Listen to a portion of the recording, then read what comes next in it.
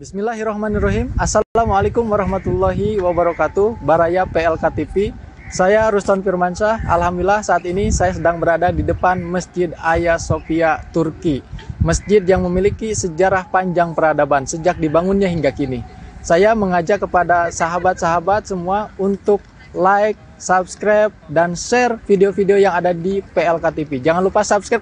Insya Allah sahabat-sahabat semua mendapatkan banyak ilmu yang bermanfaat dari video-video PLK TV. Terima kasih. Assalamualaikum warahmatullahi wabarakatuh.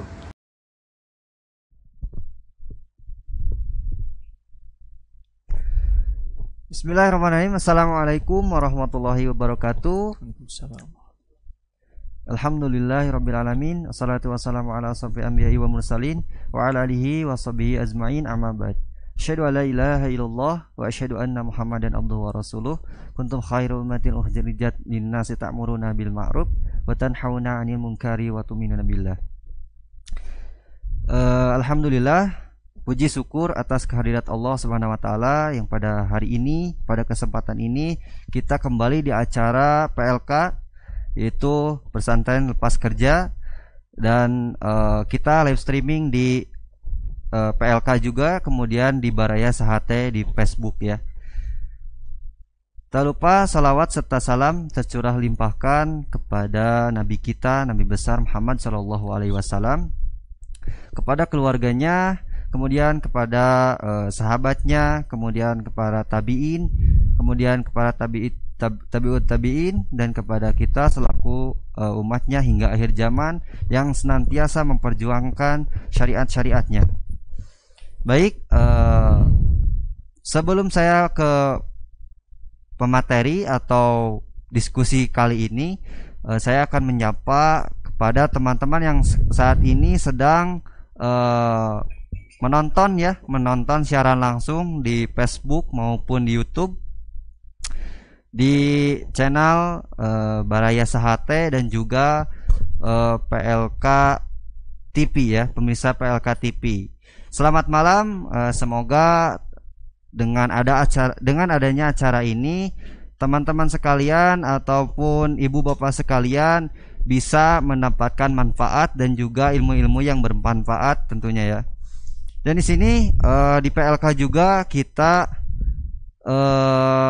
memberikan suasana baru ya, karena di sini biasanya PLK itu yang mengisi itu yang sepuh-sepuh, tapi sekarang kita ada yang muda-muda ya yang hadir dan tampil di sini ya, karena memang kaum muda itu harus jadi agent of change ya, sebagai pemuda perubahan untuk negeri ini ya. Dan ada beberapa yang saya akan sampaikan mengenai di sini ada titipan doa ya untuk saudara-saudara kita yang saat ini sedang mengalami sakit atau mengalami positif COVID juga, dan teman-teman yang nonton juga bisa menyumbangkan doanya agar teman-teman yang saat ini sedang sakit, mudah-mudahan Allah angkat penyakitnya dan juga Allah sembuhkan. Di sini ada Gwen ya, namanya itu putri dari Abudi Sinanglaya yang saat ini sakit, berbaring di rumah sakit. Kemudian ada juga ibunya Kang Kundrat yang saat ini juga sakit. Kemudian ada juga ibunya Kang Adam yang saat ini sedang sakit juga. Kemudian Pak Rohman dan sekeluarga yang saat ini sedang sakit juga. Kemudian yang terakhir ada Teh Eli yang saat ini sedang sakit juga. Mudah-mudahan Allah mengangkat penyakitnya, segala penyakitnya, dan kemudian disembuhkan dari segala penyakit yang dideritanya. Mungkin untuk teman-teman bisa menyumbangkan Al-Fatihah untuk keluarga kita atau saudara kita yang saat ini sedang sakit. Untuk pembacaan Al-Fatihah saya akan mulai. Bismillahirrahmanirrahim. Al-Fatihah mulai.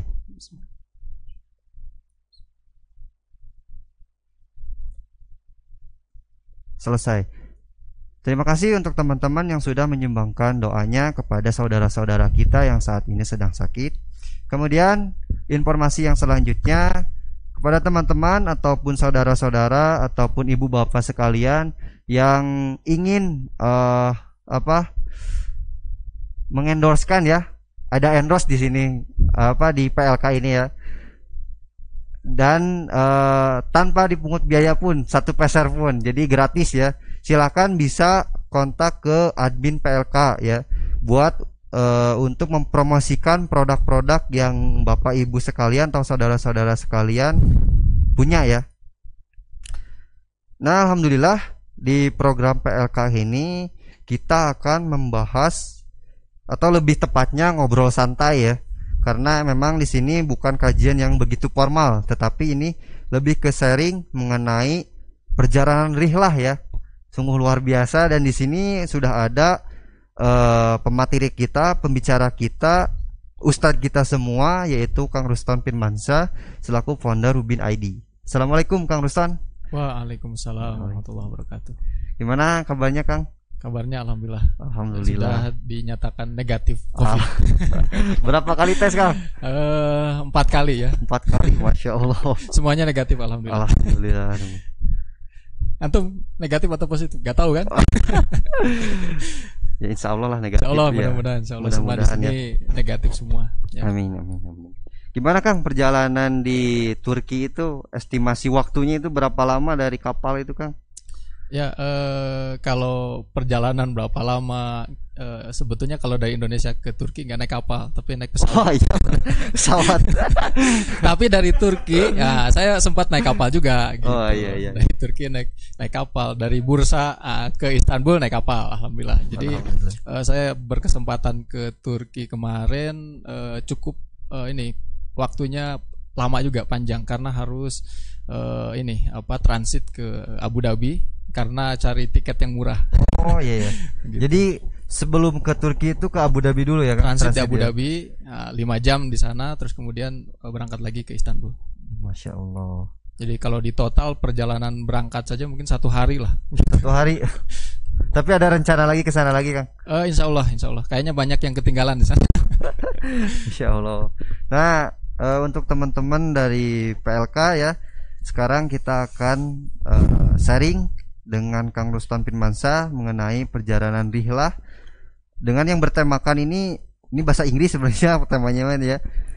Namanya itu Journey to the Heritage of Ottoman ya, atau perjalanan rihlah di Kesultanan Utsmani ya. Ottoman itu Utsmani kan ya? Utsmani. Ya. Nah, di sini saya kalau ingat dengan Utsmani itu ingat dengan runtuhnya kekhilafahan ya Kang. Ya. Itu kalau nggak salah 28 Rajab ya Kang. Nah itu bisa diceritakan bagaimana sejarahnya kepada teman-teman sekalian yang belum tahu ya Kang. Silakan Kang Ruston untuk memaparkan pengalamannya gitu. Baik, terima kasih Kang Ojan ya. Bismillahirrahmanirrahim. Assalamualaikum warahmatullahi wabarakatuh. Alhamdulillahillazi hadzana li hadza wa ma kunna linahtadiya laula an hadanallah. Asyhadu an la ilaha illallah wahdahu la syarikalah wa asyhadu anna Muhammadan abduhu wa rasuluhu allazi la nabiyya wa la rasula ba'dah. Alhamdulillah, puji syukur tentu kita panjatkan kehadirat Allah Subhanahu wa taala, dan mudah-mudahan kita sama-sama meluruskan niat dalam forum ini. Mudah-mudahan kita dicatat oleh Allah sebagai orang-orang yang bersyukur karena atas segala nikmat yang Allah anugerahkan kepada kita, termasuk kenikmatan sehat walafiat kita, termasuk waktu luang yang diberikan Allah kepada kita ya. Dan mudah-mudahan kita juga terhindar dan dijauhkan dari virus-virus yang berbahaya termasuk COVID-19 ini. Dan hari ini dengan kondisi sehat ini kita melaksanakan aktivitas ini, mudah-mudahan tercatat sebagai bentuk ibadah kita kepada Allah Subhanahu wa taala.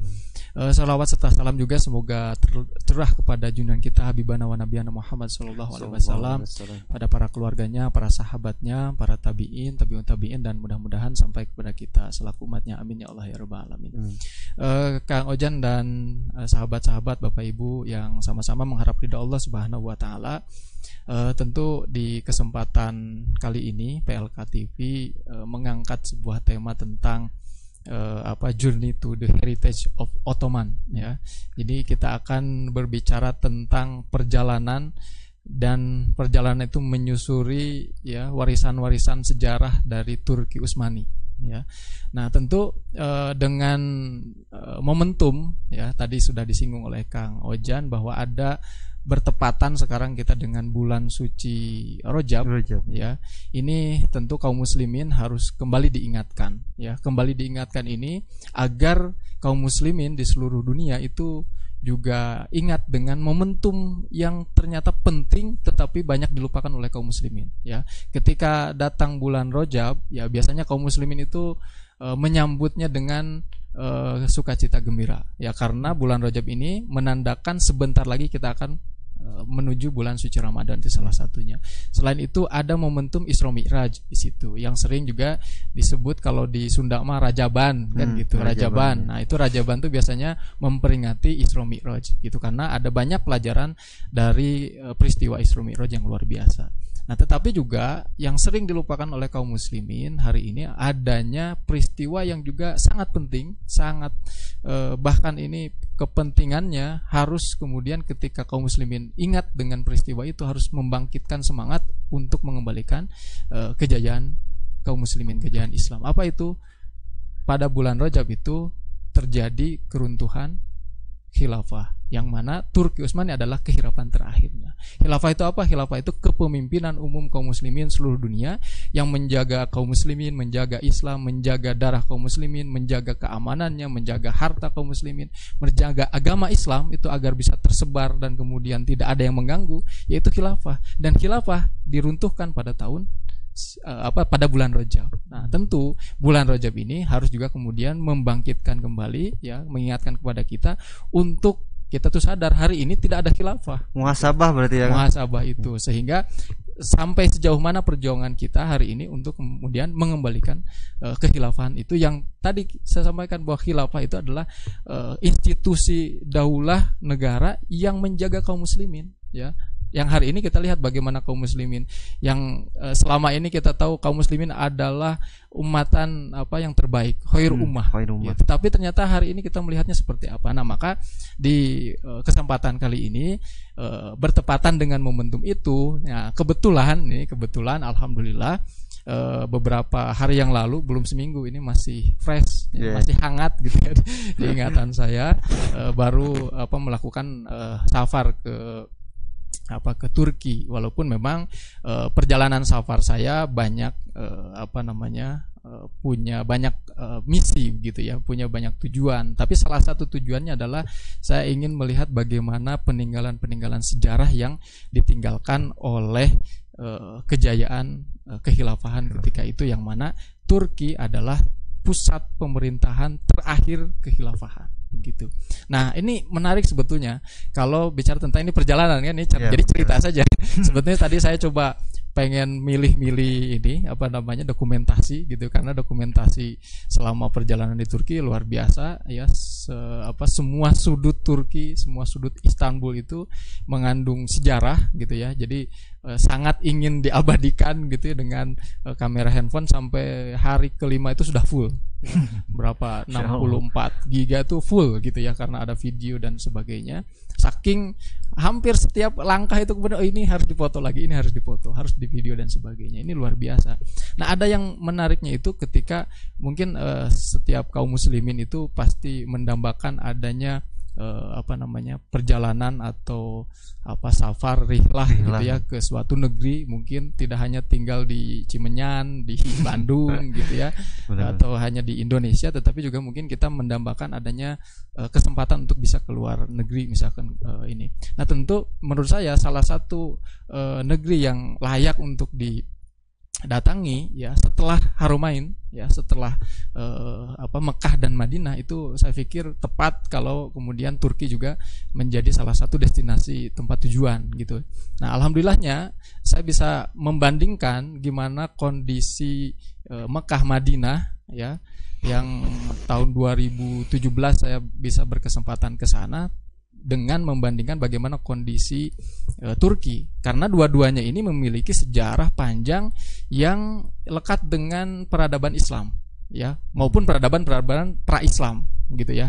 Tapi kita akan melihat ada perbedaan suasana. Suasana apa yang salah satu yang membedakan ketika saya datang ke Mekah Madinah, ya tentu Mekah Madinah ini kan pasti sama seperti Turki, bahkan lebih, mungkin setiap jengkalnya Mekah dan Madinah itu pasti ada sejarah di situ, mulai dari mungkin sejarah pra-Islam, bahkan mungkin sejarah Nabi Ibrahim, Nabi Ismail, dan selanjutnya sampai dengan sejarah Nabi Muhammad SAW, dilanjutkan para sahabat itu di situ luar biasa, ilmu di situ, turun wahyu di situ gitu, sampai dengan hari ini tentu Mekah dan Madinah ini termasuk kota yang luar biasa, mengandung banyak sejarah. Tetapi kita akan melihat bahwa di Mekah dan Madinah itu kemegahan. Nah, kemegahan hanya akan kita lihat di tempat-tempat tertentu, ya. Tepatnya, tepat mana, di mana tempat kemegahan itu? Mungkin yang bisa kita lihat kemegahan Mekah dan Madinah itu di dua masjid suci, yaitu Masjidil Haram dan Masjid Nabawi, karena dua masjid itu luar biasa, memang dibangun sedemikian megah gitu, terus kemudian dijaga sebagai ikon, ikonnya luar biasa gitu. Jadi kalau kita melihat masjid tersebut, dua masjid suci tersebut, ya kita akan melihat sejarah yang juga tergandung di dalamnya. Di setiap jengkal, setiap senti, setiap incinya itu pasti ada sejarah di situ gitu. Bahkan mungkin luar biasanya di Mekah Madinah, kita akan merasakan bagaimana ini dulu sempat diduduki oleh baginda Rasulullah SAW dengan para sahabat. Ini pernah dilewati oleh Rasul dan para sahabat, gitu tuh luar biasa gitu ya. Tetapi kemegahan itu hanya dilihat mungkin di dua itu saja. Kemegahan yang lainnya ya kita hanya melihat mungkin gedung-gedung, hotel-hotel gitu ya, yang sekarang juga jadi ikon bahkan di Arab Saudi yang menguasai Haramain kan gitu.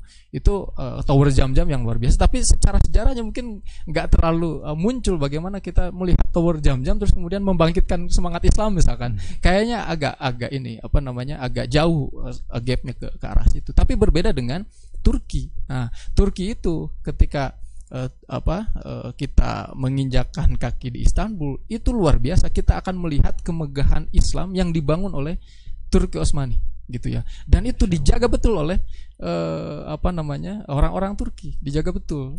Situs-situs peninggalan sejarah di Turki itu betul-betul dijaga gitu. Berbeda mungkin karena yang menguasai Haramain yang saat ini dikuasai oleh kerajaan Arab Saudi, itu kan karakteristik kebudayaannya berbeda dengan karakteristik kebudayaan di Turki gitu, sehingga memang penanganan tempat-tempat situs bersejarah berbeda dengan Turki. Haramain itu bahkan di Haramain kan mungkin dilarang orang di situ berdatangan ke tempat peninggalan sejarah seperti itu. Tapi di Turki beda gitu ya. Cuman gitu ya, ada hal keanehan yang kedua. Setelah keunikan yang kedua. Keunikan yang kedua apa? Membuat saya aneh, heran gitu. Apa itu heranannya? Ketika melihat segitu hebatnya orang-orang Turki itu menjaga situs sejarah, ya. Mulai dari Hagia Sophia yang menjadi ikon luar biasa, itu gak hanya Hagia Sophia. Jadi Hagia Sophia itu kalau melihat ke Hagia Sophia, di depan Hagia Sophia, tinggal balik ke belakang itu langsung lihat lagi Masjid Biru gitu ya. Yang juga sejarahnya luar biasa. Balik lagi ke sebelah kanan gitu, di situ ada Selat Bosporus dan sebagainya. Terus banyak sekali sejarah. Jadi mau sudut manapun itu pasti angle-nya enak. Angle-nya enak, dan semuanya ada sejarah gitu ya. Tapi anehnya apa? Anehnya ya, ketika saya bertanya-tanya jadinya di dalam hati, ini orang Turki itu di satu sisi dia mengagungkan dan membanggakan nenek moyang mereka, Turki Utsmani itu, tetapi di satu sisi justru mereka mengagungkan seseorang yang justru meruntuhkan kehilafannya, itu Atatürk laknatullah alaih.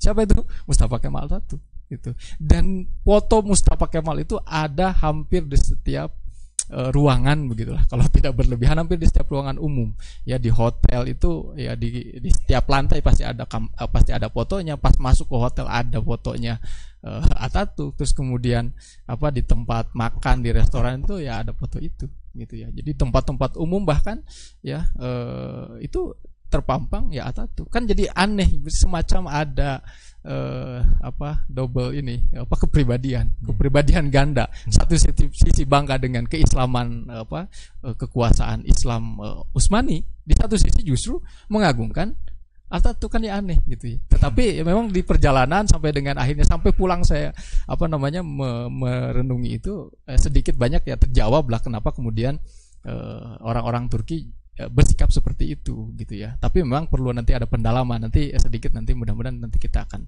bahas kenapa kemudian orang-orang Turki kok seperti itu. Kan jadi pertanyaan, kalau di kita saat ini memperjuangkan khilafah bagaimana dengan orang Turki? Nah, itu kan jadi pertanyaan juga gitu ya. Pertanyaan yang itu, menarik ya. Gitu. Tapi itu memang perlu pendalaman yang ini karena baru sekali, makanya salah satu yang kayaknya penting sekali saya datang lagi ke sana adalah itu. Bagaimana kita nanti membangkitkan kaum muslimin di sana untuk kemudian berjuang kembali menegakkan kekhilafah gitu ya. Itu satu hal yang menarik, makanya hari terakhir itu saya coba mencari orang yang asli Turki gitu ya, yang nanti bisa diskusi lanjut gitu ya. Alhamdulillah dapat satu orang kenalan asli Turki gitu ya, yaitu qadarullah lagi malam terakhir lagi di Hagia Sophia ketemu dengan seseorang namanya Osman. Nah, Osman ya dengan keterbatasan bahasa Inggris komunikasi, alhamdulillah bisa tuker WA dulu lah gitu. WA. Setelah di WA kan bisa pakai Google Translate. Jadi akhirnya bisa berlanjut begitu.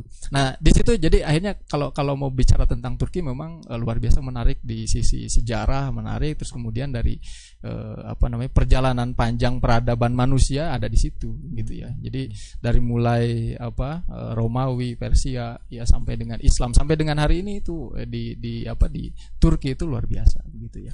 Jadi kurang lebih perjalanannya sangat menyenangkan dan sangat kaya dengan ilmu informasi lah gitu ya, informasi yang bisa kita gali ya. Tentu kalau sahabat-sahabat Bapak Ibu sekalian mau datang ke Turki ya, saya pikir memang tujuan atau azam pertama saya pikir sebelum Turki ke Haramain dulu lah gitu ya. Itu saya pikir kaum muslimin mendingan ke Haramain dulu, itu pertama. Setelah itu ya baru bisa ke negeri-negeri yang lainnya, termasuk Turki. Itu adalah salah satu destinasi yang luar biasa karena tadi kita akan melihat bagaimana kemegahan kaum muslimin ketika kaum muslimin itu menguasai dunia, ketika kaum muslimin itu berjaya, ketika kaum muslimin itu menegakkan Islam secara kafah ya, dengan dalam bingkai khilafahnya itu seperti apa, itu akan nampak di Turki. Saya nggak tahu di negeri-negeri yang lainnya ya.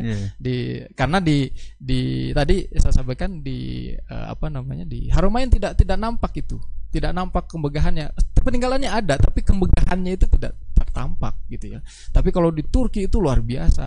Kalau hari ini mungkin sahabat-sahabat bisa searching Turki ya, muncul kan gambar Turki itu ya Hagia Sophia. Dan megahnya Hagia Sophia seperti apa, itu megah. Masjid yang kayak Hagia Sophia itu mungkin ribuan di sana. Hampir setiap itu saya kebetulan karena ya kita dengan modal yang pas-pasan datang ke Turki, pasti ya cari akomodasi juga yang pas-pasan kan gitu.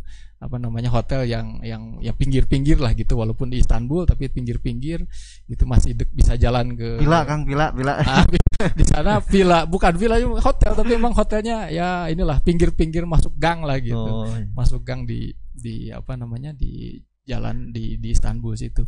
Itu saya kaget ketika suatu ketika sudah keliling-keliling jalan kaki, itu kalau dihitung itu lebih hampir 7 kilo itu jalan kaki itu, dan pulang itu menggunakan Google Map kan, itu jalan kaki nih ke jalan-jalan gang gini lah, kecil gini. Ternyata pas di jalan gang ini ada masjidnya megah sekali. Itu di gang itu masjidnya megah. Kalau mau dibandingkan dengan Hagia Sophia ya hampir sama dengan Hagia Sophia. Jadi kalau di sana itu luar biasa seperti itu, dan itu peninggalan, pasti ada peninggalan sejarahnya. Biasanya kalau misalkan ada masjid besar, kalau tidak ada kuburan atau makamnya para sultan di situ ya, dibangun masjid yang megah, itu ada juga masjid yang dia itu hadiah dari sultan untuk anaknya misalkan. Kalau dulu Sultan Ottoman itu mau ngasih hadiah ke anaknya, hadiahnya apa? Bangunin masjid. Jadi bangunin masjid itu hadiah dari bapak ke anak tuh kayak gitu ya. Mudah-mudahan nanti bukan bikinin kue itu, kue syukuran atau tumpeng, bangunannya masjid kan gitu. Jadi bangun masjid itu syukurannya para sultan tuh kayak gitu. Itu sultan beneran di sana. Itu luar biasa. Nah, Nah, maka tadi kembali bahwa ketika kita bicara tentang Turki, tentang Rojab, itu harus ingat dengan peristiwa runtuhnya khilafah, yaitu tadi betul 28 Rojab ya. Itu Udah menginjak 100 tahun lebih hampir ya. mengajak 100 tahun lebih. Nah, itu juga ini salah satu jawabannya Kang Ojan, kenapa kemudian orang-orang Turki itu ada dua kepribadian tadi itu. Mereka itu betul-betul mengagungkan Atatürk. Jadi di sana itu kalau ngomong menghina Atatürk itu bisa dihukum gitu. Bahkan saya juga jadinya takut gitu. Kalau di sana kemudian menghina Atatürk bisa jadi dideportasi, atau di depan umum kalau ketahuan kan gitu bisa jadi dideportasi. Karena betul-betul tidak boleh dibahas, didiskusikan, diperdebatkan. Pokoknya Atatürk itu menjadi sosok orang bapak ininya lah, founding father-nya yang tidak boleh di ini. Jadi bahkan kalau saya pastikan di Istanbul itu foto Atatürk itu lebih banyak daripada foto Erdogan gitu. Atatürk ada di mana, mungkin di WC juga harusnya ada gitu. Jadi setiap tempat itu harus lihat Atatürk terus. Bahkan di sepanjang jalan itu ada yang galerinya Atatürk semua gitu ya. Itu Atatürk semua. Jadi bagaimana Atatürk kayak baik dengan anak-anak kayak gitu-gitulah gitu ya. Padahal kita tahu bahwa Atatürk adalah seseorang yang justru dia biang keroknya penyebab khilafah ini runtuh gitu. Nah, itu berkaitan dengan momentum yang kenapa kemudian kita bahas ini hari ini. Nah, saya ingin coba berbagi ke sahabat-sahabat semua itu berkaitan dengan sejarah apa yang kemudian begitu megah, hebat, yang hari ini kalau kita datang ke sana itu akan bisa saksikan itu sejarahnya Ottoman, Utsmani. Makanya kan judulnya kan Heritage of Ottoman. Ya, jadi ini peninggalan atau warisan yang diwariskan oleh Ottoman itu apa. Jadi memang tidak akan lepas dari perjuangan kaum muslimin semenjak Rasulullah SAW ya. Bahwa kekhilafahan Utsmani itu kan lanjutan dari kekhilafahan sebelumnya, lanjutan dari perjuangannya Rasulullah SAW. Jadi semenjak Rasulullah SAW mendakwahkan Islam ya, diutus oleh Allah sebagai Rasul, maka Rasulullah kan menyampaikan Islam itu ke seluruh penjuru dunia ya. Maka kaitannya dengan Istanbul atau Turki itu sebetulnya sejak zaman Rasul sudah ada ya, dimana ketika Rasul itu mengirimkan surat kepada Raja Romawi Heraklius kan gitu. Itu surat surat dakwah gitu ya, agar Heraklius masuk Islam ya. Dilanjutkan lagi dengan perjuangan perang Mu'tah ya, terus kemudian perang Tabuk juga, itu ekspedisi perang Tabuk juga kan melawan Romawi ya. Itu sebetulnya cikal bakal perjuangannya Rasul untuk menaklukkan atau menfutuhat atau menyebarkan dakwah Islam ya ke seluruh penjuru dunia, termasuk ke Turki yang hari ini namanya Turki gitu. Ketika itu jadi perjalanannya panjang. Bahkan ketika Rasul dan para sahabat bertanya ke Rasul kan, kota mana yang akan ditaklukkan terlebih dahulu, kan Rasul menyampaikan kota Heraklius yang akan pertama ditaklukkan. Bahkan Rasul memberikan kabar gembira atau bisyarah kan, latuf tahanal Konstantinia fala ni'mal amiru amiruha wala ni'mal jaisu dzalikal jais. Jadi kata Rasul bahwa suatu saat nanti akan takluk itu Konstantinopel oleh siapa? Oleh pemimpin yang terbaik ya, dan pasukannya adalah pasukan terbaik. Dari semenjak itu Rasul wafat digantikan dengan Khulafaur Rasyidin ya. Terus perjuangan sahabat itu terus melanjutkan upaya untuk menaklukkan Konstantinopel atau membebaskan Konstantinopel itu sampai Bani Umayyah, Bani Abbasiyah, sampai Bani Utsmaniyah. Bahkan di Bani Umayyah ya, kepemimpinan Umayyah itu kan sempat salah satu sahabat Rasulullah SAW yaitu Abu Ayyub Al-Ansori ya, atau Khalid bin Zaid ya nama lainnya. Itu beliau kan berwasiat kepada sahabat-sahabat yang lainnya, tolong kuburkan jasadnya beliau itu di tempat yang paling dekat dengan Konstantinopel. Itu untuk membuktikan bahwa ada perjuangan yang dilakukan oleh para sahabat ya, dari turun temurun ya, dan ini tidak boleh putus gitu, dan ini adalah bisyarah yang pasti akan terjadi gitu ya. Maka kata Abu Ayyub Al-Ansori, kuburkan di tempat yang paling dekat Dan itu para sahabat ketika Abu Ayyub Al-Ansori itu wafat, itu dikuburkan di tempat yang paling dekat di di Konstantinopel. Itu dekat dengan benteng Konstantinopel gitu. Dan ketika itu ya para sahabat tabi'in terus melakukan perjuangan itu sampai dengan bapaknya Muhammad Al-Fatih, yaitu Sultan Murad II. Jadi bicara tentang Utsmani itu panjang juga sejarahnya gitu ya. Nah kebetulan saya ketika ke sana hanya menginjakan kaki ketiga wilayah lah gitu ya. Istanbul, ya sempat ke Ankara itu hanya transit bis saja. Terus kemudian ke Konya, nah, terus kemudian ke Bursa, baru ke Istanbul lagi. Waktunya sangat singkat, cuma 7 hari. Nah ada satu tempat yang sebetulnya juga bersejarah, yang banyak sebetulnya beberapa tempat kayak misalkan Edirne saya tidak sempat ke sana, termasuk juga Sogut juga tidak sempat ke sana. Nah, tapi ini cukup mewakili perjalanan sejarahnya Turki Utsmani gitu ya, yaitu misalkan kalau perjalanan ke Konya, itu di Konya itu adalah peninggalannya Kesultanan Seljuk ya. Yes. Nah, Kesultanan Seljuk ini adalah kesultanan yang cikal bakalnya munculnya Utsmani ya. Ya Utsmani itu keturunannya Sulaiman Han ya. Nah, itu Sulaiman Han itu bapaknya Ertugrul. Nah, Sulaiman Han itu ketika Abbasiyah runtuh ya oleh tentara Mongol ya, kaum muslimin itu terpecah-pecah. Ya, ada beberapa kesultanan atau kerajaan yang kuat gitu. Salah satunya adalah di Turki itu. Nah, Sulaiman Khan atau nenek moyangnya Utsmani ya, yaitu bapaknya Ertugrul, itu merapat ke Saljuk, karena Saljuk ya, termasuk kesultanan yang kuat juga, merapat ke Saljuk dan dipimpin oleh Kesultanan Seljuk, yaitu Alauddin ya, Sultan Alauddin di Seljuk. Nah, saya sebetulnya tadi sempat ngumpulin tuh, ada foto juga saya di di masjid Sultan Alauddin Jami. Nah, di sana itu kalau ke Konya kita akan melihat arsitekturnya berbeda dengan yang ada di Istanbul. Kalau di Istanbul itu, kalau teman-teman lihat Hagia Sophia, hampir semua kayak Hagia Sophia bangunan arsitekturnya. Tapi kalau di Konya itu berbeda karena peninggalannya masjid peninggalan Kesultanan Seljuk. Dan ketika itu Seljuk itu bukan kehilafahan, karena kehilafahan ada kekosongan ketika ditaklukkan oleh tentara Mongol gitu. Ketika runtuhnya Abbasiyah. Nah, Seljuk itu sempat diserang oleh Bizantium.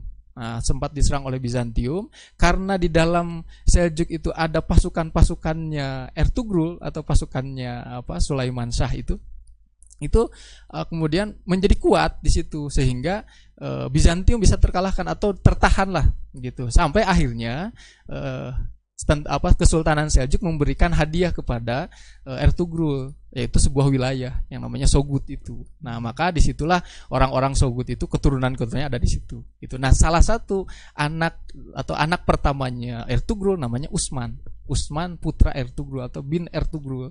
Nah, Utsman inilah adalah yang disematkan menjadi Utsmani atau Ottoman, itu anaknya Ertugrul di Sogut. Nah, tapi tahun 1300-an itu terjadi penyerangan oleh tentara Mongol ke Seljuk. Nah, Sultan Alauddin termasuk yang terbunuh. Akhirnya kalah tuh, runtuh juga. Akhirnya terpecah-pecah juga Kesultanan Seljuk. Karena terpecah-pecah, maka ketika Ertugrul meninggal, bapaknya Utsman itu meninggal, maka Utsman mengikrarkan diri gitu, memproklamirkan adanya Kesultanan Kesultanan Utsmani gitu. Tapi kesultanan belum khalifah, itu belum kehilafahan. Baru Kesultanan Utsmani. Tapi di situ cikal bakal pertamanya nama Utsmani itu, Ottoman itu di situ. Nah, sampai akhirnya dari wilayah yang kecil itu di Sogut ya. Nah, Sogut juga gak sempat saya datangi, tapi Konya sempat saya datangi, di mana tempat Sultan Alauddin itu ada bekas peninggalannya, kerajaannya ada, bekas peninggalan kesultanannya ada. Kalau makamnya, masjidnya ada, makamnya juga ada gitu. Saya sempat ke masjidnya. Nah, dari situ siapa tadi, Utsmani. Nah Utsmani terus kemudian berkembang karena tentaranya memang kuat, tentara Utsmani kuat, Bani Utsmaniyah ini tentaranya memang kuat. Dari wilayah yang kecil di Soguri itu bisa memperluas wilayah sampai dengan Bursa. Nah akhirnya saya ke Bursa. Nah kalau ke Bursa saya ini juga ke Bursa, sampai akhirnya Utsmani ya menetapkan Bursa sebagai ibu kota pertamanya Utsmani atau Kesultanan Utsmani. Nah di Bursa nanti kita akan melihat, kalau datang ke Bursa nanti di situ ada makamnya Utsman Ghazi itu. Nah kalau di sana tuh ada makam Utsman, sampingnya ada makam Orhan, anaknya Utsman. Nah kalau di Utsman Ghazi itu berbeda dengan tempat-tempat atau makam-makam lainnya di Istanbul atau di Turki, karena di makamnya Utsman itu sampai sekarang masih ada penjaganya. Jadi dijaga sama manusia, kalau yang lain nggak ada penjaga, dan penjaganya itu pegang pedang, pakai pakaian lengkap perang, itu di makamnya Utsman Ghazi itu. Dan bahkan di tempat makamnya Utsman Ghazi itu 24 jam menurut informasi itu dibacakan Al-Quran, ada live di situ, ada yang baca Al-Quran di makamnya, di dalamnya itu ada yang baca Al-Quran. Itu luar biasa, karena katanya memang wasiatnya beliau seperti itu gitu ya. Dan itu nanti dari Utsman ya, dari Bursa itu Utsman, terus nanti ke anaknya Orhan, dari Orhan nanti ada Murad I, Sultan Murad I, dari Murad I ke Beyazid I, dari Beyazid I nanti punya anak lagi berarti setelah Beyazid I Muhammad I, setelah Muhammad I nanti ada Murad II. Nah anaknya Murad II itu Muhammad II, yaitu Muhammad Al-Fatih. Nah barulah kemudian terjadi penaklukan Konstantinopel oleh Muhammad Al-Fatih. Berarti Akang kesana tuh punya pola-pola tersendiri ya Kang, nggak maksudnya nggak asal. Iya gitu. Jadi memang penting ya bagi kita selaku kaum muslimin itu dalam melakukan rihlah, dalam melakukan aktivitas itu memang harus punya visi, punya misi kan gitu. Untuk apa? Ya sama sebetulnya, kan banyak juga orang yang diberikan kesempatan untuk datang ke Harumain ya, umroh ceritanya, tapi justru bukan umroh yang terjadi, tapi shopping kan gitu. Ya shopping boleh kan gitu, tapi bukan tujuan pertama atau bukan tujuan utama. Begitupun ke tempat-tempat yang lain sebetulnya gitu ya, termasuk ke Turki itu juga banyak hal yang bisa kemudian kita gali, yang bisa kita ambil pelajaran dari perjalanan di Turki itu luar biasa, sehingga tergambar begitulah perjuangan kaum muslimin itu dalam mempertahankan agama Islam. Nah, disitulah maka, dan sampai Muhammad Al-Fatih menaklukkan Konstantinopel itu khilafah belum kembali tegak. Jadi ada kekosongan dari Abbasiyah, itu kekuasaan Mongol masih kuat gitu ya. Tapi Muhammad Al-Fatih itu bisa membendung ya perluasan dari tentara Mongol. Termasuk juga kesultanan yang lain kan, di Mesir ada Mamluk misalkan kan gitu, yang juga membendung tersebarnya kekuasaan tentara Mongol gitu. Nah, sampai akhirnya Muhammad Al-Fatih menaklukkan Konstantinopel, itu kekuasaan Utsman itu semakin kuat, dan penyebaran dan perluasan wilayah itu semakin luas, sampai akhirnya Muhammad Al-Fatih wafat, terus kemudian turun tahtanya ke anaknya yaitu Beyazid II. Nah Beyazid II nanti punya anak lagi namanya Sultan Selim. Nah Sultan Selim inilah kemudian yang mampu menyatukan seluruh kaum muslimin atau seluruh kabilah besar di seluruh dunia gitu ya, seluruh dunia Islam. Sampai akhirnya disitulah kemudian terjadinya ada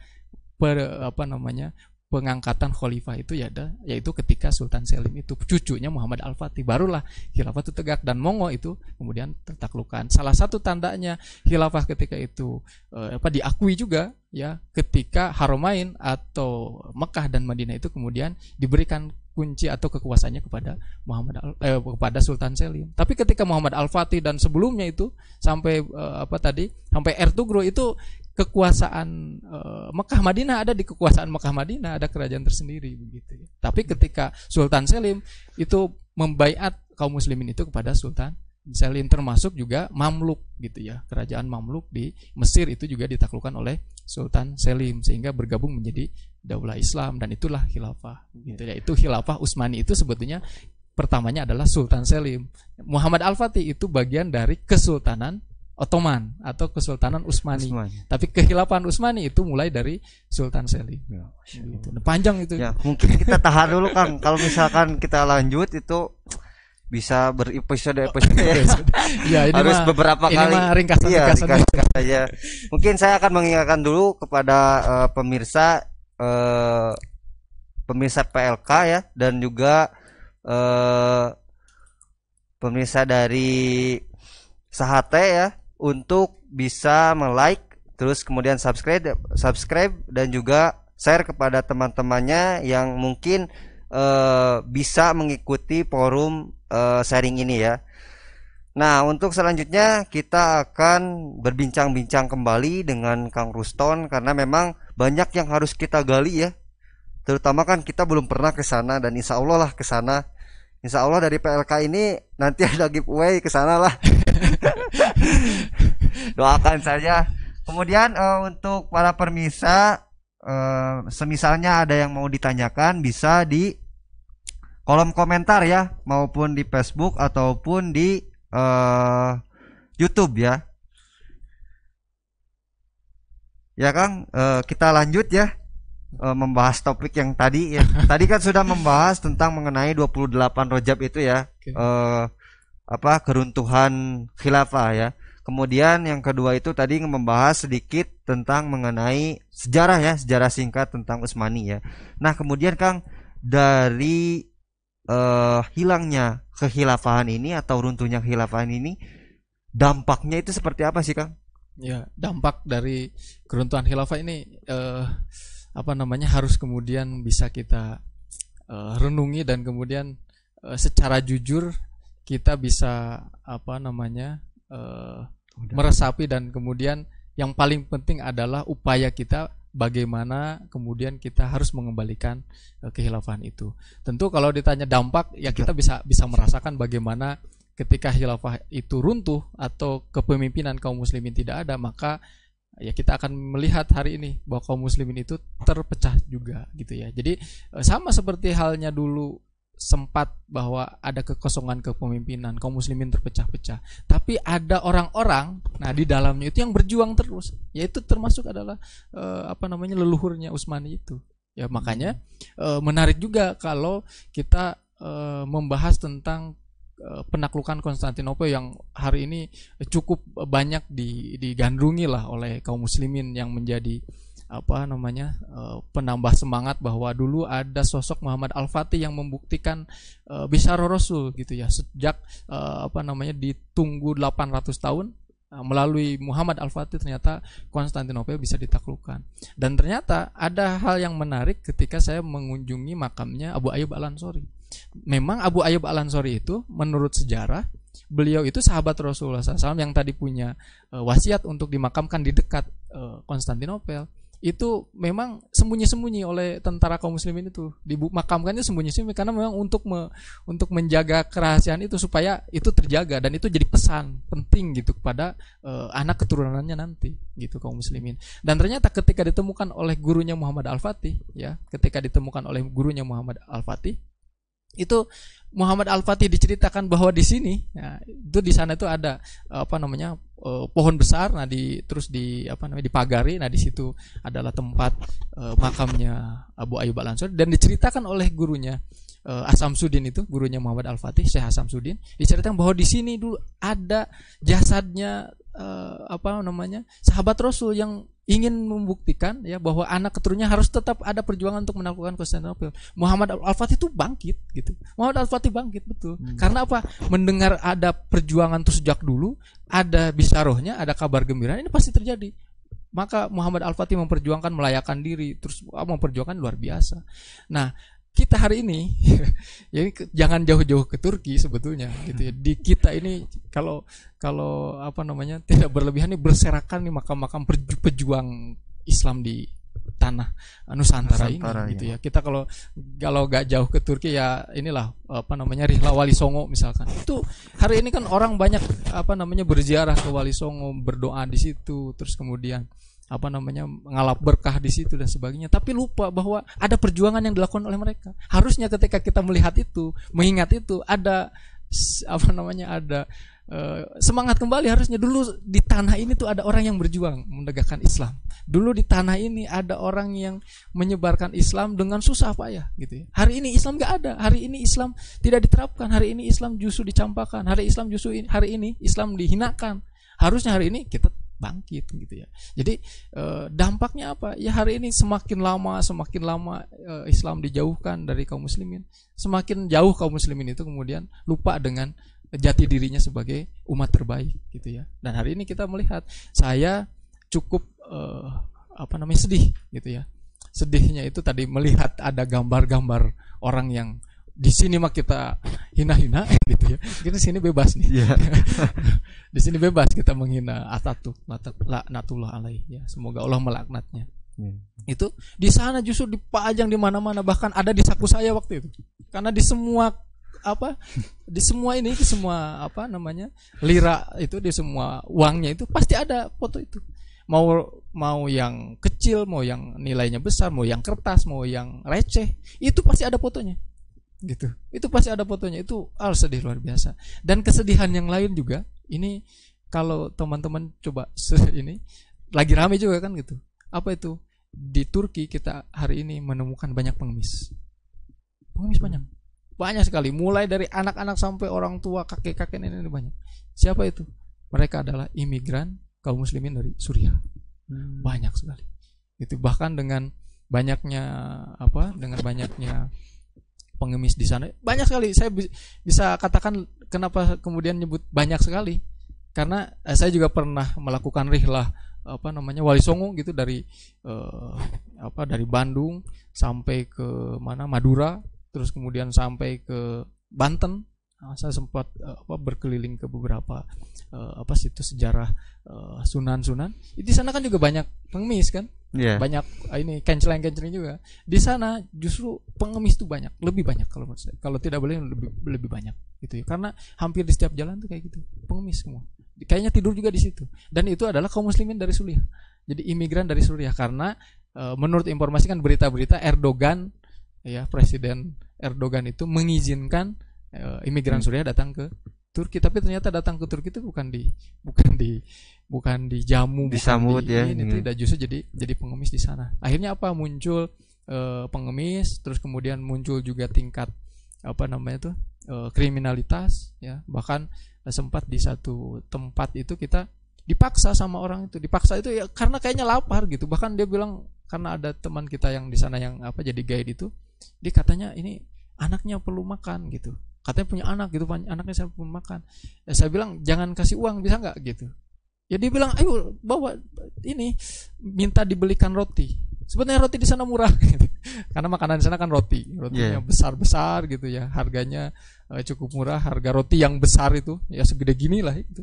Itu harganya 2 tele. 2 tele itu sekitar 4.000 rupiah lah gitu. 4.000 rupiah roti yang seperti itu. Dia pengen beliin itu gitu. Akhirnya kita beliin, dan betul dia senang sekali dibelikan roti itu berapa keping roti itu. Dia langsung pergi gitu. Berarti luar biasa di sana itu mereka kelaparan. Itu kaum muslimin loh. Di negeri yang itu adalah pusat ya peradaban Islam ya, waktu itu justru jaya. Gak mungkin ada pengemis seperti itu ketika dulu ya, dengan megahnya peninggalan itu, masjid-masjid yang megah, gak mungkin ada pengemis. Tapi sekarang ini masjid hanya menjadi sejarah saja, dilihat orang wow gitu ya, orang foto-foto di situ ya, sangat instagramable lah gitu. Kalau dipoto di situ yang like banyak lah, kebutuhan konten yang like banyak lah gitu ya. Tapi orang lupa gitu ya, bahwa sejarah yang ditunjukkan dengan adanya peninggalan itu dulu adanya kehebatan Islam ya yang diterapkan. Hari ini ternyata kontra sekali, kita melihat di bawah kemegahan itu justru ada pengemis-pengemis yang juga kaum muslimin, yang dianggapnya dia bukan warga negara Turki. Itu akibat apa? Salah satunya akibat dari ketiadaan khilafah yang tidak ada yang menjaga mereka. Itu luar biasa. Ini di sana. Jangan jauh-jauh ke sana kan, kita di sini aja lihat bagaimana pengemis banyak gitu. Pengemis ya hari ini kita dijajah betul-betul di Indonesia gitu ya. Dan ternyata yang dijajah bukan hanya Indonesia, negeri-negeri kaum muslimin yang lainnya secara tidak langsung dijajah. Dan ternyata ya Kenapa orang-orang Turki itu tidak bisa tadi ngomong mengkritik Atatürk, ya? Karena ada dihukum, karena ternyata Atatürk sudah menancapkan penjajahannya itu dengan aturan mereka, dengan aturan dia. Aturannya ada memang sudah diterapkan dari dulu. Dari khilafah runtuh, Atatürk membuat undang-undang di mana undang-undangnya itu tidak boleh menghina dia sampai 100 tahun. Nah, makanya ada kabar. Ini walaupun saya belum dapat info validnya, tapi informasi dari guide saya itu katanya seperti jadi 100 tahun berlakunya. Jadi kalau dulu 3 Maret ya 1924 ya, maka aturan itu akan berakhir di 3 Maret 2024. Itu akan berakhir. Jadi mungkin setelah 2024, nah akan kelihatan apakah kaum muslimin di Turki itu benci dengan Atatürk atau justru mereka benar-benar mengagungkan Atatürk. Tapi sampai saat ini rahasia itu mungkin bagi saya masih rahasia. Bagi yang lain mungkin sudah tahu, karena saya pikir ini perlu ada pendalaman yang lebih ini gitu ya. Baik, mungkin karena waktu ya Kang, mungkin kita langsung ke tanya jawab. Di sini udah ada beberapa yang komen pertanyaan ya. Ini ada dari Kang Suhe. Assalamualaikum Ustadz, apakah tanggapan warga Turki saat ini terhadap Khalifah terakhir Abdul Hamid II, di mana masa terakhir beliau menjabat? Banyak tokoh muda Turki ingin beliau lengser dari jabatannya. Pertanyaannya, bagaimana tanggapan warga Turki terhadap Khalifah terakhir Sultan Abdul Hamid II, Kang? Ya. Nah, ini juga menarik dah. Ini juga sebetulnya secara literatur teman-teman, sahabat-sahabat, Bapak Ibu semua bisa membaca siapa Khalifah terakhir atau siapa kepemimpinan terakhir Turki Utsmani ya, yang ketika khilafah itu diruntuhkan pada tahun 1924 itu khalifah siapa? Ternyata bukan Abdul Hamid II, karena Abdul Hamid II justru meninggal atau wafat sebelum itu gitu. Wafat sebelum 1924. Nanti bisa dibaca, itu ada Sultan Abdul Majid gitu ya. Nanti bisa dibaca. Nah, bagaimana warga sana? Nah, itu juga yang justru saya juga pertanyakan, dan ada keanehan di situ gitu ya. Apakah mereka itu memang sudah tertancap di hatinya cinta terhadap Atatürk ya, atau kaum muda ketika Turki Utsmani masih ada, atau masa-masa lemahnya Turki Utsmani dengan rongrongan orang-orang Yahudi ya, melalui agennya itu Mustafa Kemal Atatürk itu gitu ya. Benar-benar cinta terhadap Atatürk yang dikatakan sebagai bapak perubahan, bapak founding father dan sebagainya. Bahkan di sana tuh ada di wilayah Taksim itu ada, kalau kita mah alun-alunnya lah gitu, di alun-alunnya sebutnya alun-alun Istiqlal, alun-alun kemerdekaan. Nah, alun-alun kemerdekaan itu adalah alun-alun di mana disitulah Mustafa Kemal Atatürk itu memproklamirkan negara Turki sekarang kan gitu. Turki yang bukan kekhilafan, dan meruntuhkan memproklamirkan bahwa tidak ada lagi khilafah gitu ketika itu. Nah, apakah memang dengan hatinya atau justru karena tadi ada aturan gitu, ada aturan yang mengikat mereka sehingga mereka takut? Karena kita juga bisa membaca sejarah, bahkan ada videonya dan sebagainya. Ketika khilafah itu runtuh kan para ulama dipenggal, para ulama dibunuh ya, dicari, dikejar dan sebagainya. Terus kemudian ya orang-orang yang masih, bahkan kerudung juga dilarang, bahasa Arab dihilangkan ya, tulisan Arab tidak boleh ada di sana. Kan itu peristiwa di mana ketika khilafah itu runtuh. Jadi sebetulnya orang-orang yang waktu itu masih membiarkan ya kepemimpinan khilafah, mereka baru sadar ketika khilafah itu betul-betul runtuh. Mereka salah betul gitu ya, tidak menjaga kekhilafahan itu ya, yang luar biasa dijaga oleh kekhilafahan Turki Utsmani itu gitu ya. Sehingga jadi aneh ketika di satu sisi mereka mengagungkan, juga bangga dengan kebesaran Turki Utsmani ya, tetapi juga mereka mengagungkan Mustafa Kemal gitu ya. Itu yang kemudian ini jadi pertanyaan untuk orang Turki gitu ya. Apakah dua kepribadian itu bergabung dalam warga Turki, atau justru memang warga Turki itu dalam hati terdalamnya sebetulnya mereka mendambakan Islam, tapi dengan aturan kan sistemik yang luar biasa, maka mereka juga sudah dipaksa harus seperti itu. Yang kedua, memang tidak ada upaya untuk bisa ke situ gitu, untuk bisa mengembalikan lagi kehilafahan. Kan apa, mulai dari sistem pendidikannya, apapun di sana, kebudayaannya bahkan luar biasa. Turki bagian Eropa ya, di Istanbul bagian Eropa itu ya, di situ betul-betul Eropa. Di sana memang kita akan melihat bagaimana pergaulan orang di sana tuh bukan tidak tercermin Islam. Bahkan kalau saya merasa masih mending Islami Bandung lah gitu. Masih mending Islami Bandung. Saya kayaknya tidak melihat seperti apa geliatnya hijrah di Indonesia misalkan, anak-anak muda gitu ya, seperti Kang Ojan lah gitu. Anak-anak muda gitu ya, ada hijrah. Di sana kayaknya sepi di situ gitu. Justru di masjid-masjid itu ya orang-orang tua kebanyakan gitu ya. Dan tidak ada geliat Islam di sana. Jadi kalau melihat fenomena itu, maka ya mungkin gitu ya, mungkin dengan sistem yang di sana, sistem sekularisme yang sangat kuat mencengkeram mereka sejak dulu, mereka ditakut-takuti kan gitu, untuk ngomong Islam, untuk ngomong kembali khilafah itu mereka takut ya. Akhirnya ya itulah yang terjadi gitu, mereka ya pasrah aja mungkin gitu ya. Sehingga dengan seperti itu kita melihat kebebasan perilaku mereka itu luar biasa. Di tengah jalan, di depan umum mereka ciuman dan sebagainya, itu terjadi. Kita bisa melihat itu gitu di sana. Bebas itu ya. Luar biasa gitu. Dan dengan kondisi ini yang aneh kan, memang aneh kayak di Indonesia aneh ya. Malam-malam dingin, terus kemudian kita melihat orang yang pakai pakaian seksi kan dingin ya. Aneh gitu. Di sana itu kan dinginnya itu bisa minus gitu.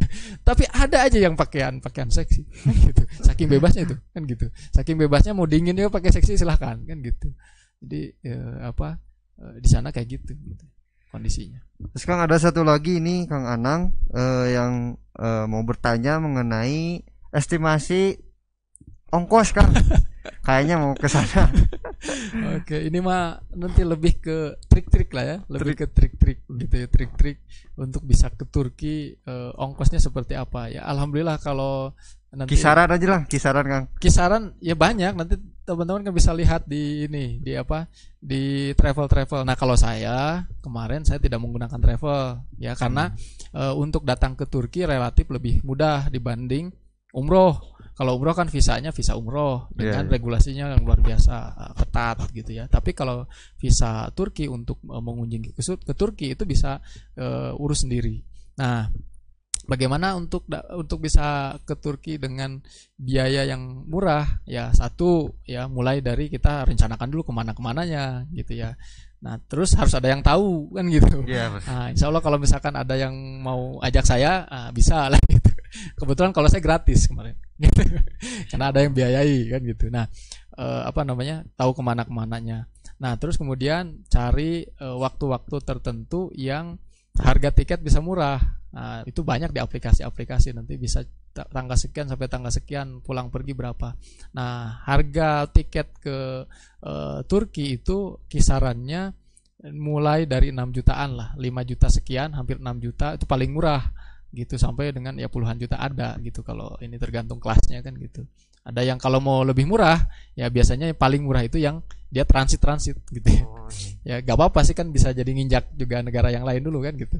Jadi tambahan destinasi lah, walaupun hanya di bandara kan gitu. Tapi nginjak dulu Abu Dhabi kan gitu. Misalkan kalau pakai maskapainya Abu Dhabi atau Etihad, ada maskapai Emirat ke Dubai, misalkan ada maskapai yang lain lah, bisa ke Mesir dan sebagainya. Kalau langsung direct ke Turki itu pakai Turkish Airlines misalkan, nah itu langsung pasti biasanya direct langsung dari Indonesia langsung ke ini. Terus yang itu paling mahal tuh sebenarnya di tiket, paling mahal di tiket.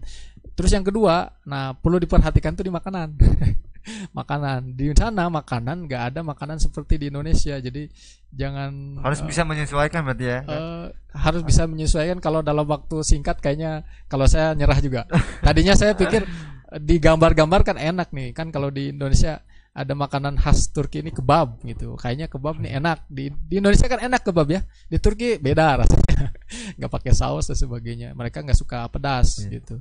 Nah nanti berarti kita akan cari makanan. Nah mau makanan yang murah mau makanan yang mahal, ya sama gak enak. Saya merasakan itu. Tadinya kayaknya yang murah nih gak enak tuh. Mungkin coba yang mahal deh gitu. Ternyata sama juga. Jadi lebih aman mungkin bisa bawa makanan di Indonesia gitu ya. Paling tidak bawa sambal lah dari Indonesia kan gitu untuk bikin cita rasanya tetap Nusantara walaupun makanan Turki dicocol sambal misalkan. Makanan di sana ini roti lagi gandum kan gitu. Makanya tapi gandumnya juga ada yang keras gitu gimana mereka lahap dengan makannya lahap kalau kita nggak bisa. Nah berarti nanti kalau mau murah lagi, nah kita bawa makanan dari Indonesia yang mungkin bisa instan. Kalau singkat lah pakai instan lah yang instan ataupun kalau mau masak juga sebenarnya bisa saja. Kalau saya berencana kalau nanti ke sana harus bawa ini bahan masakan atau paling tidak yang bisa dimasak di sana lah gitu. Selain yang belanja di pasar di sana itu bisa belanja nanti di sana. Nanti di apartemen itu. Nah yang ketiga nanti hotel penginapan. Nah hotel penginapan ini juga bisa nanti cari yang murah gitu, cari yang murah yang bisa tetap terjangkau. Untuk bisa yang penting mah sebetulnya bisa tidur istirahat lah. Nah kalau dengan kondisi yang seperti sekarang, kondisi musim winter ya, kondisi musim dingin itu waktu malam lebih lama daripada waktu siang. Jadi pertama kali datang ke sana bangun tidur jam 4 itu ini seperti jam 2 seperti jam 11 di sini. Akhirnya saya kira subuh bentar lagi kan, bangun jam 5 ternyata masih belum subuh. Bangun jam 6 itu masih bisa sholat tahajud di sana. Karena subuhnya itu jam 7 kurang 15-an atau 10 menit baru jam 7. Baru bisa keluar jam 11. Jam 11 itu kayak jam 8-nya kita. Jam sana baru terang lah baru bisa keluar. Itu pun tetap dingin. Jam maghrib itu tetap hampir sama kalau maghrib. Jadi sebentar sekali jam 11 ya waktunya itu jam 11 sampai maghrib sampai jam 7-an itu. Setelah apalagi dengan waktu pandemi jam 8 sudah pada tutup semua ini. Jadi waktunya singkat sehingga memang banyak di hotel. Tapi kalau nanti destinasinya ke beberapa kota nanti berarti ada biaya yang keempat. Biaya keempat apa tadi? Apa namanya tadi? Hotel yang terakhir. Pertama itu pesawat, makan, hotel. Nah yang keempat apa? Ini transportasi di dalam Turkinya itu. Nah sebenarnya transportasi umumnya murah gitu ya. Ada kereta cepat, ada bis gitu ya. Itu sebenarnya murah ya. Kalau satu kali naik kereta kalau kita kereta cepat kalau pakai busway kayak gitulah naik ke halte-halte gitu. Satu kali naik itu sekitar 3,5 tele atau 7 ribuan lah kalau dirupiahkan itu 7 ribuan murah gitu. Itu bisa keliling Istanbul gitu. Jadi mungkin Kang kayak gitulah kalau ini. Ini kalau kita terusin ini sampai subuh beduk subuh ini Kang. Jadi harus ada chapter 2-nya ya Kang, pol 2-nya buat ngebahas tentang mengenai Turki ya seharusnya. Bagusnya chapter 2-nya live di Turki. Nah, itu benar. Sama ini Sahate. Ya, Sahate Go ya. Turki internasional ya. Katanya mau bikin video klip di sana kan? Yeah. Ya, mungkin untuk pemirsa PLK dan juga Baraya Sahate mungkin karena waktunya sudah lewat sih. Kita dikasih waktu itu cuma 1 jam ya oleh panitia. Jadi ya ini bonus lah istilahnya. Dan alhamdulillah ya kita tadi udah mendapatkan informasi yang Kang Ruston bagi kepada kita semua. Karena memang kadang orang itu karek nyaho ecek na hungkul encan kaditu encan nyanyawanan kaditu maksudna karek apal ecek hungkul, tapi kan Kang Ruston sudah ke sana ya, udah langsung ke tempatnya. Jadi kita nggak ragu-ragu kalau misalkan Kang Ruston itu sharing. Beda dengan saya karena saya kan belum ya. Nah, mungkin dicukupkan sekian karena waktunya udah larut malam ya. Dan jangan lupa untuk terus pantau channel dari PLK dan juga Baraya Sahate. Mungkin untuk agenda kali ini atau forum kali ini kita cukupkan saja. Mohon maaf bila ada kesalahan dari tim maupun dari kami, dari pembicara atau dari saya sebagai host. Mohon dimaafkan. Sekian, wabillahi taufiq walhidayah. Wassalamualaikum warahmatullahi wabarakatuh. Jangan lupa untuk share, like, dan subscribe ya di channel Baraya Sahate dan juga PLK Pesantren Lepas Kerja. Dan terima kasih. Wassalamualaikum.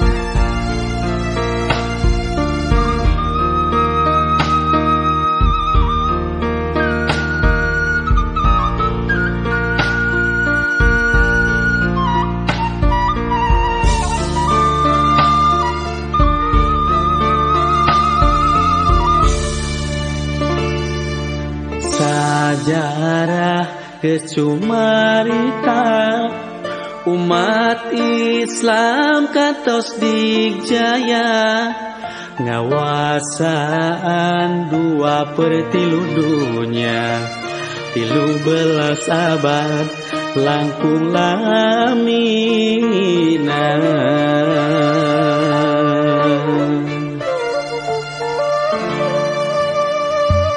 Nyong colana generasi baheula nu mawa robahna peradaban manusia wibawa umat nu mawa komara ngagimirkeun musuh nu rek ngaruksak nagara. Ayudak harapan nyata tinggalkeun aturan dieunana manusia nu matak ngaruksak nu mawa cilaka jalankeun syariat Islam sagem leungna kuangun khilafah Rusiana. Ayudak harapan nyata tinggalkeun aturan dieunana manusia nu matak ngaruksak nu mawa cilaka jalankeun syariat Islam sagem leungna kuangun khilafah Rusiana.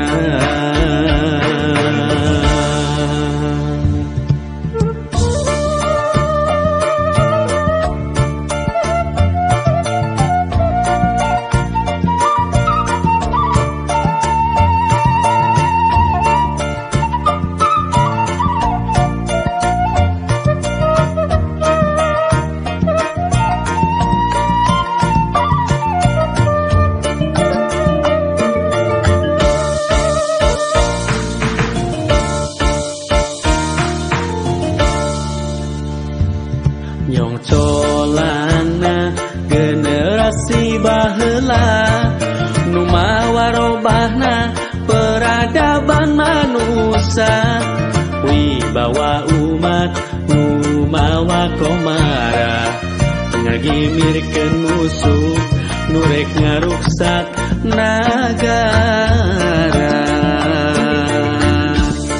Hayudak harapan nyata tinggalkeun aturan dieunana manusia nu matak ngaruksak nu mawa cilaka jalankeun syariat Islam sagem leungna kuangun khilafah Rusiana.